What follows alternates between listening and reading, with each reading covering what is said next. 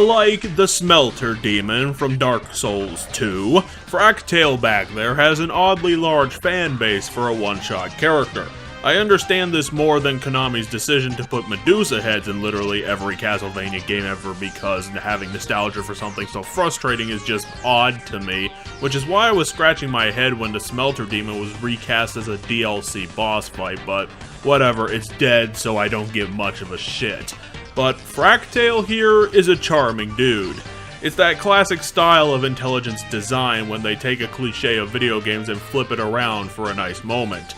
The big thing here is that Fracktail actually doesn't want to kill Mario. He's acting as the guardian for the star against people who aren't the hero, and not in that whole I have to test the hero way that most quote-unquote guardian bosses do. The Zelda series does this all the time. When Mario gets there, Fracktail is ready as ever to allow him to retrieve the pure heart and save the world as in the prophecy. But then another antagonist took the stage. Dimentio, who we'll be seeing more of later in the story. He pops in and reprograms Fracktail into a murder demon. The whole pre-battle cutscene where Fracktail's operating system begins melting under the conflicting orders is the sort of quirk that a boss needs to be a good character. It adds a lot to the boss fight as a whole, since it's sprinkling some extra quality in the boss fight's dialogue.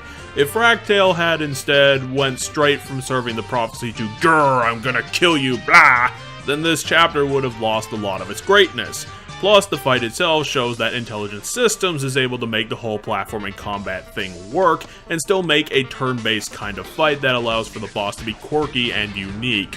During the fight, Fracktail will spend most of his time off-screen preparing tackling bites in order to deal damage. However, if you pay attention and get a bit lucky to see the weakness right away, you'll most likely not be damaged at all throughout the whole deal. The trick is that you have to get on Fracktail's back to hit the obvious weak spot, and the only way to do so is using Mario's ability to flip dimensions in order to get the chance to stick to the jump. Then Fracktail takes off and you have to use the row to grab Fracktail's defense spots and toss them at the obvious weak spot. Rinse and repeat.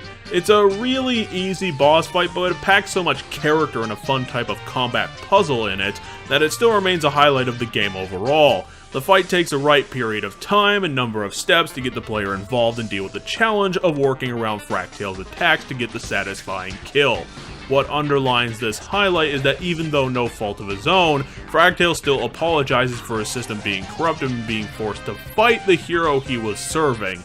Not every boss fight needs to be against an irredeemable asshole.